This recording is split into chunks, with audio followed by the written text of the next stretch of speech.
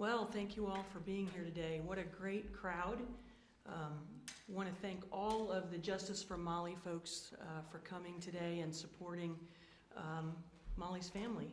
In particular, Larry, who's in the back here, who has been more than just a force involved in seeking some kind of justice for this case, but also for Colleen, Molly's grandma, and for Kathy, Molly's mom, and sister Holly, and cousins, and everyone else who's here that has been so invested in this case. So, 18 months ago, Larry came to my office in Murfreesboro and laid out the case and the frustration that they had felt specifically in trying to get information that had been FOIA'd, and then of course getting it into civil court, and then only to be told that the statute of limitations had run out. And I can remember what I felt when Larry left, and just thinking this is an impossible task before us. And I promised Larry that we were going to do everything that we could do to seek some kind of justice in this case. We can never bring Molly back.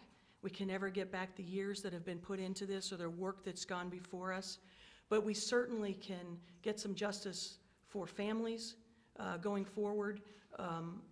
First, to make sure that when documents are requested, that there's some teeth in FOIA so that they have to turn those over. And to allow a family more than 2 years to be able to get the work done. It's very difficult to put cases together sometimes. So in allowing them the 5 years to do that. So I thank the media for being here, for all of our friends who are here. And of course, I want to thank Governor Rauner for coming here to do this, because often we do signings in Springfield.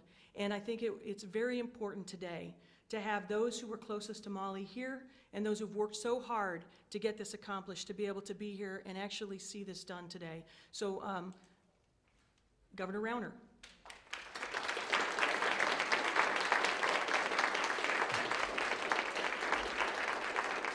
It's an honor to be with you here this afternoon. I would like to have one more acknowledgement for Representative Bryant, her persistence, her dedication to doing the right thing, and her tenacity at making sure this legislation got through the General Assembly so we could be with you to sign it today. Thank you, Representative Rauner. It is so important in America that government work for the people, that our system of justice works for the people. Our system is not perfect. We need to constantly work together to make it better so we get fairness and justice for all. We are familiar now with this situation. Representative brought it to my attention, to the young family. Our thoughts and prayers are with you. I'm so sorry for what you've gone through. Thank you for your dedication to trying to change the system so families in the future don't have to experience what you experienced. Thank you for your dedication and your passion.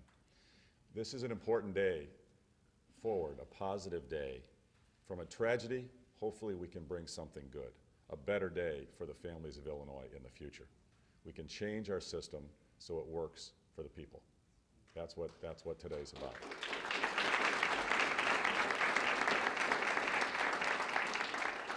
It's an honor for me to sign Molly's Law today. Molly's Law is important protection for families, victims who've suffered from violent action, who need to bring justice and bring closure from that process. This is a step towards allowing that to happen. Molly's Law has two components.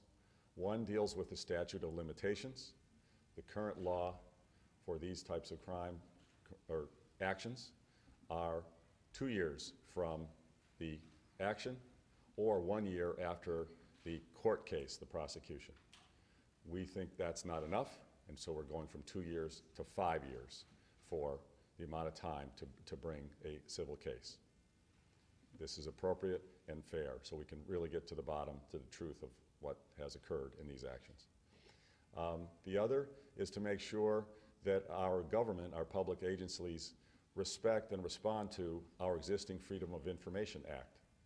So the process is prompt and timely. It does not delayed, it's not dragged on. The FOIA Act is there for a reason, to provide openness and transparency to the people of Illinois and across America, so that our government actions are known, and we can make sure that they're working for your benefit, not for the benefit of others. So now this bill allows us to put teeth and incentives in to response on Freedom of Information Act requests, and if action's not taken on a prompt basis, puts in penalties and incentives for whatever organization is not responding. So within 30 days from a court order saying honor the freedom of request action, if 30 days go by and has not been action, penalties start to accrue on a daily basis. So there's significant incentives. Likewise, if the Attorney General has instituted an order around a Freedom of Information Act request, and the organization, the public agency, has not responded within 35 days, again, penalties and incentives accrue. So we can get all the organizations everywhere in government can be responsive on a timely basis to the requests of the people of Illinois for information to understand exactly what has transpired, so we get to the truth and ultimately get to justice in the situation that we're looking at. So with that, it's my honor to sign this bill. I'll do that right now.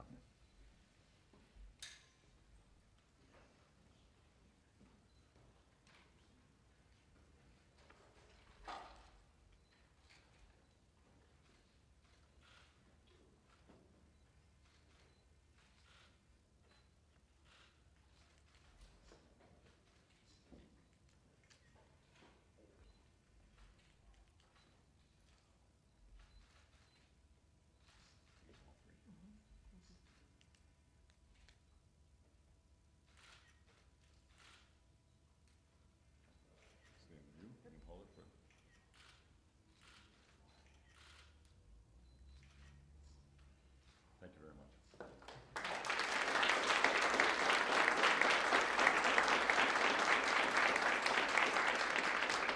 I want to thank all of you for coming out today. I look forward to visiting with you after this session is over so we can visit a bit. I would like to take a minute for any members of the media who have questions, on-topic questions. The representative and I would be happy to try to answer them if you have any. If you don't, that's fine. Yes? Mr. Governor, I'm just wondering, of course you can see a lot of the Justice for Molly supporters here. I know many of them would like to see if you would entertain listening to their story, to see if a new investigation could be brought to light. Is that something that you will entertain? Well, I'm here in part to listen, so I will certainly listen and see what's appropriate from there. I have a follow-up. Okay. I'm with the CBS affiliate, and I've been asking for records, FOIA requests from Carbondale Police regarding this case since last September, and have not yet been able to get those. Do you feel that with this stiffer penalty, that not only families but members of the media will also be able to get records that they ask for? Well, the goal of this is to make sure that the Freedom of Information Act is honored by all agencies from all requests from whatever the source of the requests are. So this would apply, in my understanding, is to all situations from all sources of request. Okay, thank you. Any other questions?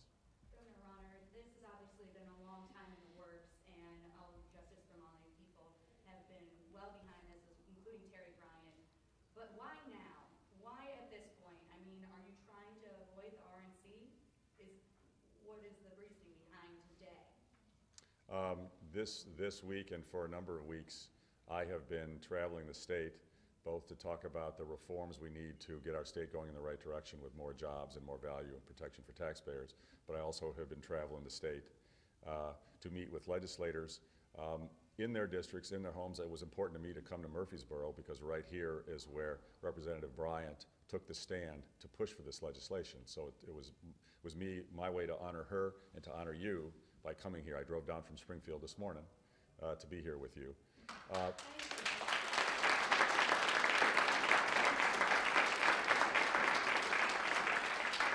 And in terms of the convention, as I've been clear, I was never intending to go. Illinois has lots of problems. We're not fixing them fast enough, and I am full-time focused on getting Illinois strong, and I'm focused in Springfield and traveling the state here in Southern Illinois. So that's how I spend my time.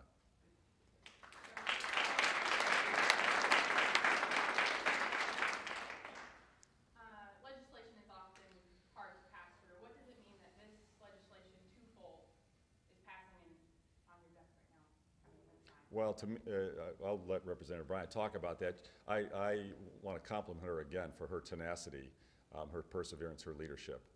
Getting things through the General Assembly is never an easy process, but she's a passionate advocate. She believes very strongly in justice and very strongly in changing the system the way that this bill does. And Representative, if you'd like to comment. So often we hear that there is no bipartisanship in Springfield, and I think that these two bills, which started out as one big bill, shows that even when you get in the middle of a bill like this and it has to split in two directions, when you bring our two sides together, we can work at this in a way that is bipartisan. So Representative Costello was very instrumental in helping helping me on the other side of the aisle, as was Representative Nekritz. So you know, this is a very good case of understanding that something is good government. When there's good government, both sides can come together in a very productive way and see this through to the end. So what is very controversial, or could have been very controversial, the best that's within us came to the top, and that best that is within us voted in a way that makes something like this happen, and it didn't come without a lot of work. You know, so it took 18 months to get it done, but that work is, you know, both sides coming together and saying, well, I can't accept that, but I can accept this, and in the end, this bill is actually better than when Larry and I first talked about it. There are components of this that were things that I didn't ask for in the beginning that actually ended up there, and I think in this case, much of that was God's provision. So. Just as a follow-up, is it indicative of how much wrong went in this case, that there are two pieces of legislation? No, just two pieces of legislation, because there is a requirement that you only have one subject on each bill, and because this was, one part was FOIA and one part was civil court, we had to actually break it into that, and because I'm a freshman, I put them both on the same bill, right?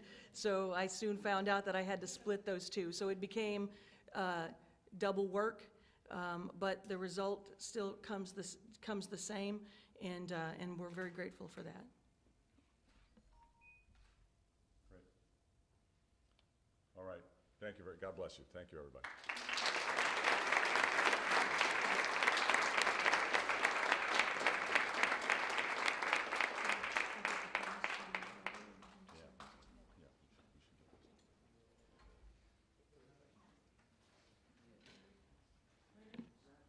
Law will pave the way for other victims and their family to get to the truth regarding the death of their loved one.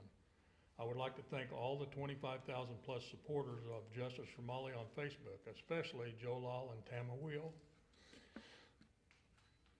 and all other supporters for their endeavors in seeking the truth about what really happened to my daughter. I want to clarify that my daughter's death has not been resolved. 3 different prosecutors have left her death an open case. The coroner's jury and Molly's death certificate ruled her death undetermined.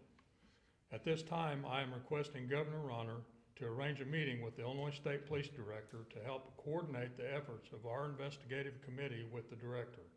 I would like to thank everyone for coming out and to support this historic event. Thank you.